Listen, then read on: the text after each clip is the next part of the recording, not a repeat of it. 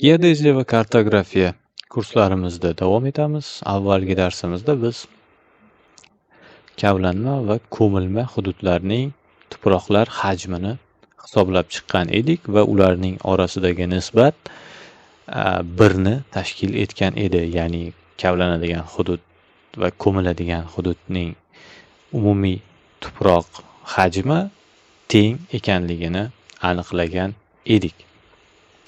Endigi navbatda biz bajarishimiz kerak bo'ladigan vazifa barcha amaliy va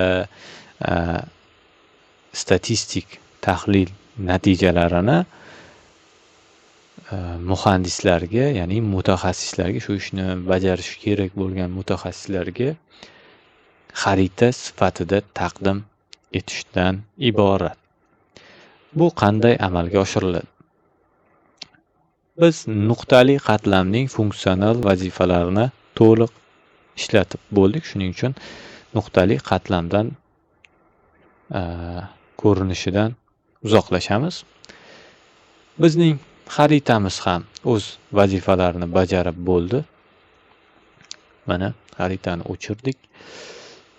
Endi amal 6, ya'ni bizning kavlanma va ko'milma hajmini bildiruvchi qatlamimizda bittagina rangdan iborat shakl hosil bo'lgan. Buni biz ikkita rangga bo'lishimiz kerak. Buning uchun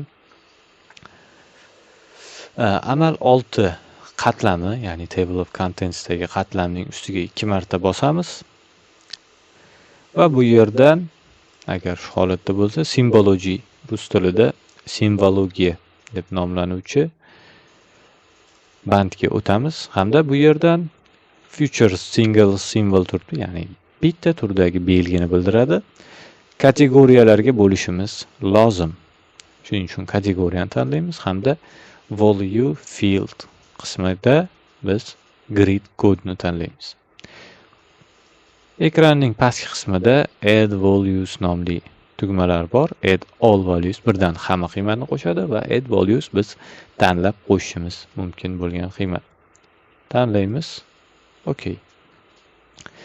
Va all other values nomli shartli belgidan belgini o'chiramiz. Bu bizga xalaqit bermasligi uchun. Va preminit hamda okay tugmalarini bosamiz. Ekranning chap qismida ko'rishimiz mumkin. Ya'ni 0 bilan berilgan qiymatni biz qizil rangga moyil ko'rinishda belgilaymiz. Keling, to'q qizilni tanlagan holda va uni chegarasidagi rangni o'chiramiz. Bizga bu kerak emas. Okay, mana. Va kavlanishi talab etiladigan hududni esa biz ko'k rang bilan belgilab olamiz. Chekka hududi chiziqlari shart emas hamda okay, mana bizning umumiy bajariladigan ishlarimiz hajmi ko'rsatildi. Endi bu yerda biz bajarishimiz kerak bo'lgan yana bir amal 6ning ustiga 2 marta bosish orqali kirdik hamda boyagi symbology oynasida label qismiga biz tushuntirish berib yozishimiz lozim. Demak, qizil rang bilan belgilangan hudud, yuqori va pastki qismdagi hudud, bular chuqurlikni bildiradi. Bu yer ko'milishi lozim. Shuning uchun label qismida biz ko'milma nomli yozuvni kiritamiz. Hamda hududlar deb qo'shib qo'ysak ham bo'ladi. Ko'milma maydon deyishimiz ham mumkin. Ko'milma maydon.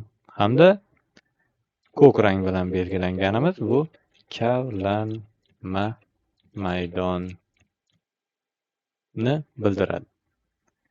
Preminit va okay. Ahamiyat bering. Bizning atribut table of contentimizda ko'milma maydon hamda kavlanma maydonni anglatuvchi yozuv paydo bo'ldi. Bu shartli belgilarni hosil qilishda muhim ahamiyat kasb etadi.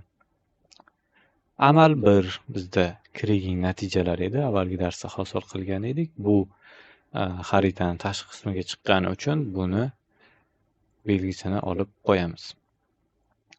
Hamda maydon qatlamida umumiy chegarani biroz tushunarli shaklga keltiramiz. Qalinligini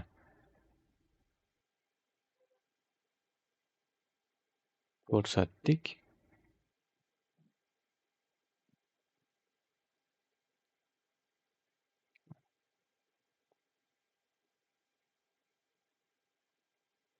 Bak, 1,5 ga o'zgartiramiz qalinligini. Natijamiz umumiy hisobda tushunarli bo'ldi.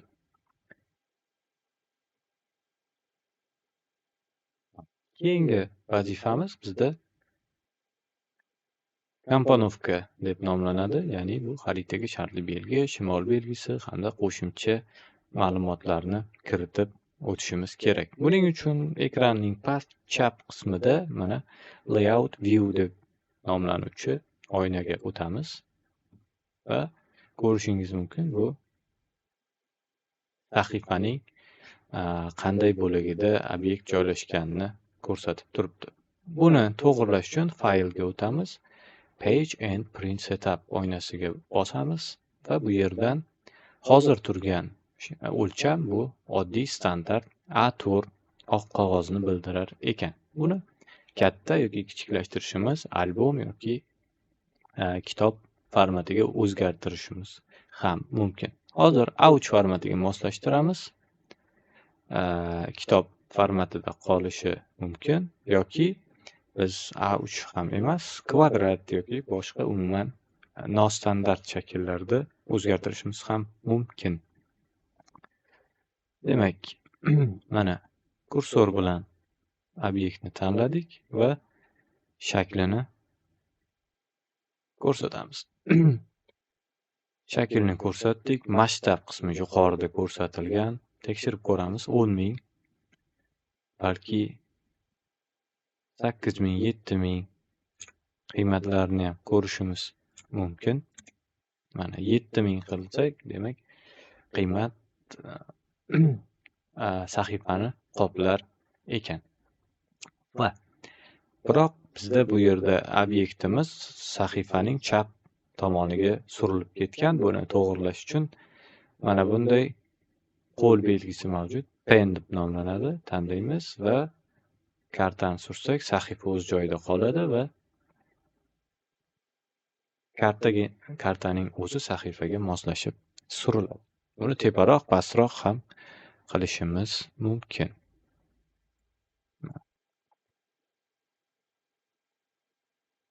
Keyingi navbatda bajaradigan ishimiz bu insert orqali title yoki text kiritamiz. Mana tekstni ko'rishingiz mumkin. Bir marta tashqarini bosib, uni ochiq joyga surib, 2 marta bosganimizda tekstni kiritish oynasi ochiladi va bu yerdan biz teramiz. Demak, qaysidir hududning deb joy nomi kiritilishi kerak. Biz joy nomini kiritmaymiz. Hududning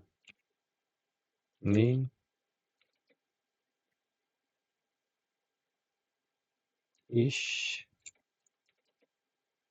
hajmini hisoblash xaritasi deb nom beramiz. Uning o'lchamlarini, demak, change symbol orqali tayyor namunadan tanlashimiz yoki o'zgartirishimiz mumkin. Okay va priminit okay tugmasini bosdik. Mana xarita nomini ko'rsatdik.